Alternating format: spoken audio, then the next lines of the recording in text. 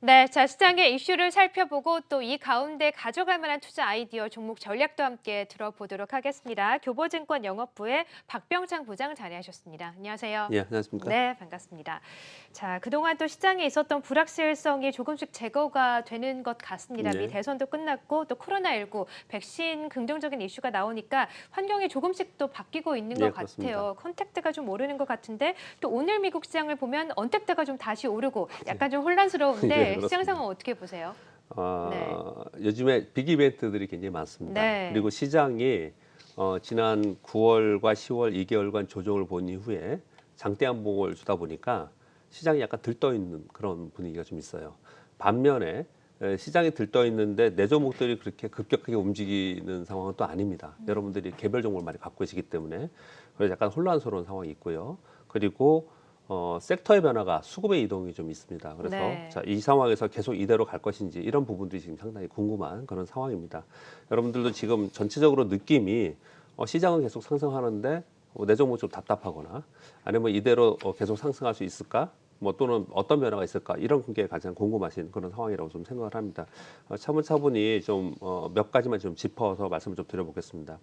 지난주에 나스닥이 9% 하락했고 상승했고 다우가 6.8%, S&P 500이 7.3% 상승했는데요.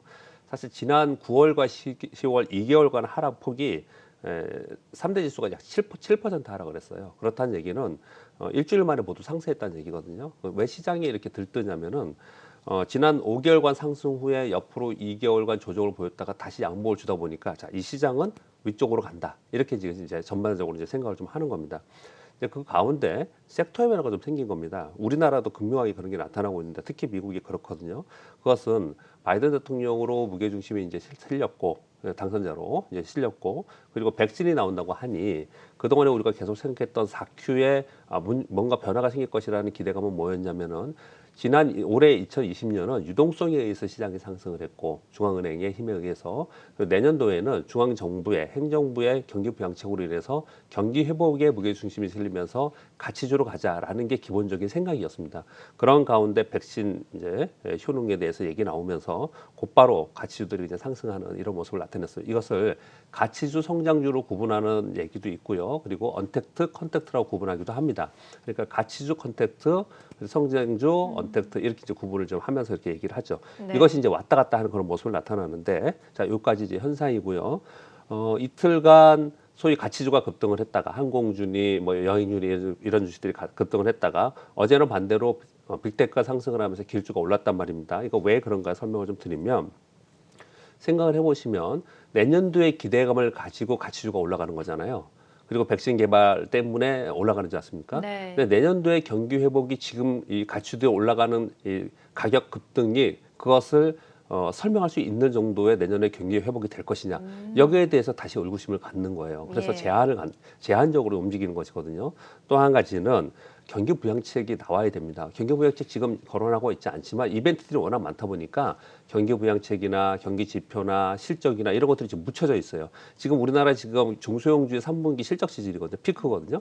근데 이런 것들이 묻혀 있는 상황이에요. 그렇기 때문에 시장은 다시 좀 차분차분히 내년도 경기와 그리고 실적을 되돌아보는 그런 과정 속에서 그동안에 단기간에 올랐던 사실 생각을 해보면 지난주에는 빅테크들이 오르면서 나스닥이 급등을 했거든요. 네, 너무 그쵸. 급등을 했으니까 매물이 나오는 거예요. 그런 가운데 이번 주 초에는 또 가치주가 또 급등을 했거든요. 그러니까 또 이게 정당화될 수 있느냐 그러면서 또 매물이 나오고 이런 현상이 나타나는 것입니다. 네. 즉 이것은 이벤트에 의해서 이런 현상이 나타나는 것이고요. 결국은 급등하면 매물이 나오고 또 급락한 것은 매수가 들어오면서 그러면서 이 변동성은 점차로 축소되면서 내년을 지나가는 내년을 바라보는 이런 시장으로 계속 변화될 것이다. 이렇게 보시는 게 맞지 않을까 생각을 하고요. 네. 우리나라 시장에서 잠깐 좀 언급을 좀 드리면 우리나라 시장은 지금 환율이 가장 이제 중요한 이슈가 되고 있습니다. 네. 원화 강세가 급격하게 되고 있으면서 외국인들이 현물 선물 오늘 옵션 만길인데요. 현선물 동시에 매수가 들어오고 있어요. 지난주에는 개인들이 3조 3천억이나 팔았는데 외국인들이 2조 순 매수했거든요. 어제 같은 경우에는 개인들이 1조 2천억 팔았는데 외국인들이 8천억 매수를 했습니다. 외국인들이 들어오면서 인덱스로 매수가 들어오고 있어요. 이러다 보니 어떤 현상이 벌어졌냐면은 국제 수익률이 상승을 하고 환율이 떨어지고 이런 현상이 벌어지니까 은행주가 상승을 하거든요. 여러분 다 경험적으로 아시겠지만 은행주들이 상승하는 그런 구간에서 소위 성장주라고 얘기하는 그리고 중소형주라고 얘기하는 섹터가 약합니다. 그렇기 네. 때문에 상대적으로 코스닥이 약한 그런 모습이 나타나는 것이고, 야, 그러면 코스피는 왜 이렇게 다우가 올라가는 것에 비해서 코스피는 약하냐? 뭐 사실 오르긴 했지만 약하다고 느낄 수 있거든요. 그것은 왜 그러냐면 우리나라 코스피 시가총액 상위 종목 보면 1위서부터 보면 삼성전자, 하이닉스, 삼성전자 우선주, 그리고 삼성바이오로직스 뭐 이런 거잖아요. 즉 무슨 얘기냐면 전기전자, 바이오, 2차 전지, 인터넷 이런 쪽에 있는 것이고요. 코스닥은 심지어 1위부터 5위까지가 몽땅 다 바이오입니다. 우리나라는 나스닥에 있는 성장주 위주로 시가총액 상위 위주로 되어 있기 때문에 가치주들이 몇 개 오른다고 해서 시장을 견인하지 못하고 있는 그런 현상이 나타나는 것이거든요.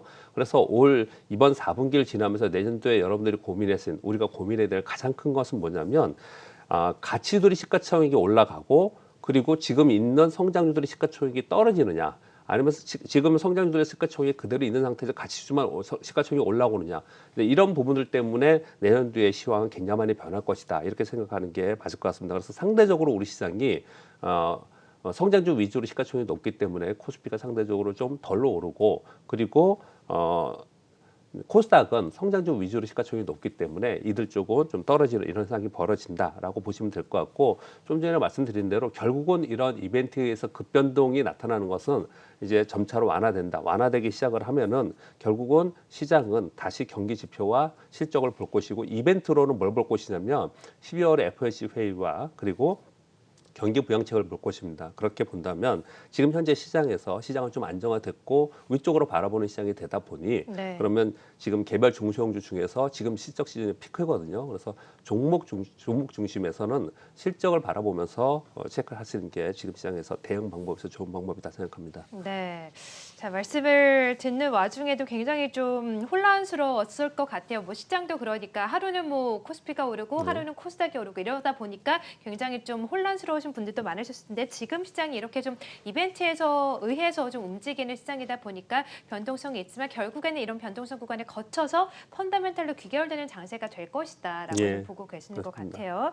자, 그러면 이런 시장 환경 속에서 또 최근 시장의 움직임, 변화들을 좀 살펴볼 수가 있을 텐데요. 최근에 시장 지표들이 조금씩 변하고 있지 않습니까? 말씀해 주신 것처럼 이 국채 금리가 조금씩 상승하고 예. 있고요. 유가도 상승하고 있고 뭐 달러 인덱스를 계속해서 좀 하락하고 있고요. 예. 이런 시장의 주요 지표들 변화 흐름이 좀 어떻습니까? 네, 지표 몇 가지 네. 중요한 지표들 몇 가지만 말씀드리면서 그래서 거기에서 우리가 알아야 될 포인트만 짚어나가겠습니다. 미국 10년 만기 국채 수익률이 0.96%까지 올랐습니다. WTI 선물은 41달러까지 약간 올라와 있고요. 달러 인덱스는 92.9로 사실 거기에 멈춰져 있는 상황입니다. 오르락 내리락하고 있는 상황이고요. 위안화가 6.63위안 달러 대비 이게 상당히 많이 내려왔죠. 위안화 강세가 됐다는 얘기고요. 원화는 1,112원, 어제는 1,110원을 깼었습니다. 이게 가장 우리 시장에 지금 영향을 많이 주고 있는 네. 요인입니다. 이렇게 지금 강세가 되고 있고 빅스 지수는 지금 한참 떨어져 있고요. 금 가격이 요즘 떨어집니다. 1,863달러 온스당 이렇게 떨어지고 있거든요. 여기서 뭘 볼 수 있냐면 이게 주요 지표거든요.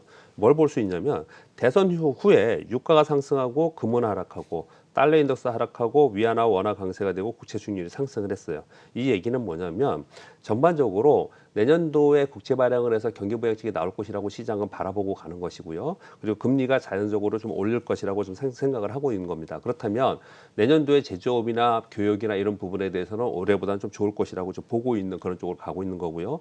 이머징 마켓의 통화환율이 강세가 될 것이라고 시장은 보고 가는 것입니다. 그렇다면 거기에 맞춰서 움직이는 거죠. 그렇기 때문에 가치주가 움직인다는 것이죠.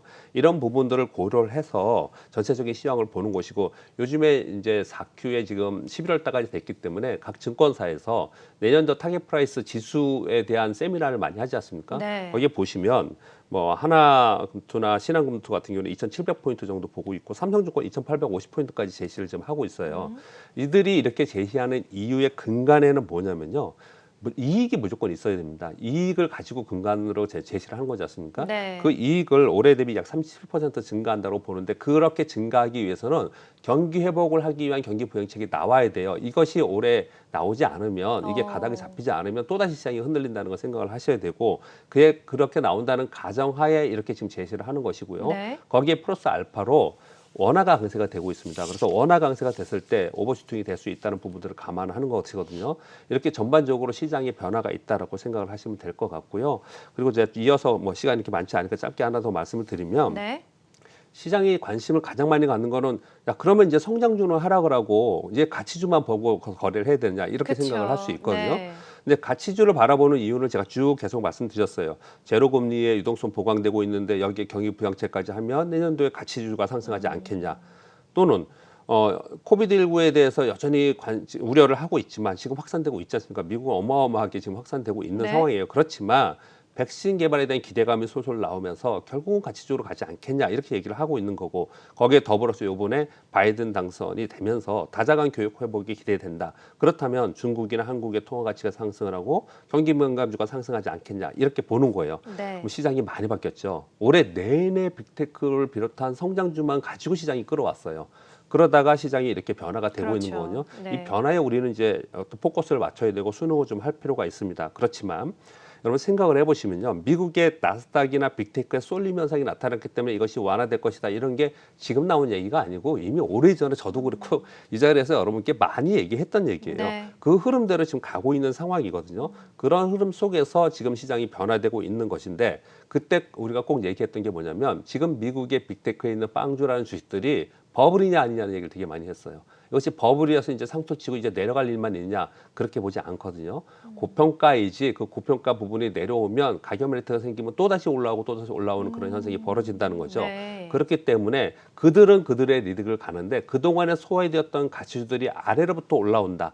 이렇게 보시는 게 지금 현재 시황에서는 현재 상황에서 지금 벌어지는 일이다 이렇게 생각합니다. 네, 그러니까 언택트가 좀 지는 게 아니라 언택트는 그대로 언택트대로 가고 있을 것이고 그 아래에 있던 컨택트 종목들이 밑에서 다시 올라오는 장세가 좀 네. 이어질 것이라고 보고 계시는군요. 자, 그러면 종목들은 어떤 종목들 보고 계세요? 사실 지금 가치주가 상승을 하기 때문에 가치 중에 뭘 고를까 네. 이런 말씀을 했어요. 제가 지난주, 지지난주 뭐 아무튼 최근에는 뭐 호텔신라도 얘기를 했고 현대제철도 얘기하고 이마트도 얘기하고 그랬습니다. 네, 그런데 그쵸. 최근에 성장주들이 상당히 많이 떨어져도 가격 메리트가 생긴 종목들이 많이 있습니다. 그래서 오늘 두 종목을 말씀드릴 텐데 그 전에 말씀드렸던 종목인데요. 지금 우리나라 시장의 특징이 뭐냐면 12월 중순서부터 1월까지 제약바이오가 강세거든요. 왜 그러냐면요. 1월 중순에 JP모건 헬스케어 컨퍼런스가 있어서 그렇습니다. 1년 중에 가장 큰 행사이거든요. 그래서 바이오가 좀 올라가는 현상이 나타나는데 전통적인 바이오도 관심을 갖지만 올해 이슈가 됐던 게 뭐냐면 AI를 바탕으로 하는 신약 개발 그리고 AI 헬스케어입니다. 그 두 종목을 말씀드릴 건데 하나는 신테카 바이오이고요. 신테카 바이오는 유전자 빅데이터 기반의 AI 신약 개발인데 한미사이언스하고 레오켄 바이오 공동 개발하고 있는 그런 회사입니다. 네. 이 회사의 일단 플랫폼은 뭐 합성 시장 후보 또는 약효를 예측하는 바이오 마커 이런 플랫폼을 가지고 있거든요. 슈레딩과 비교를 많이 이렇게 드렸는데요. 이런 종목들이 코로나 바이러스가 엮여가지고 급등했다 다시 떨어졌어요. 근데 사실은 코로나 바이러스 치료제만이 아니고 이런 회사들이 향후 예. 성장성이 굉장히 있는 회사들이거든요. 네. 그런데 그것으로 인해서 올랐다 빠져버렸어요. 그래서 가격 메리트가 생긴 거고요. 또 하나는 JLK인데 요즘에 뉴스 많이 나오던데 JLK도 환자 치료 빅데이터 기반의 AI 신약 개발 회사인데 어제 그저께 계속 뉴스 나온 게 뭐냐면 신약 개발 기업을 하나를 인수를 했어요. 작은 회사이지만 이런 회사들은 AI 기반으로 성장하는 신약 개발 또는 바이오 헬스케어 회사들이거든요. 이런 회사들은 위로 업사이드가 많고 성장성이 있는 회사들이기 때문에 이런 회사들은 꾸준히 여러분들이 관심을 가져야 된다라고 말씀드립니다. 네, 알겠습니다. 자, 오늘 JLK 그리고 신테카 바이오 종목들 관심 가져볼 만한 종목들까지 들어봤습니다. 자, 지금까지 박병창 부장과 함께했습니다. 고맙습니다. 네, 감사합니다.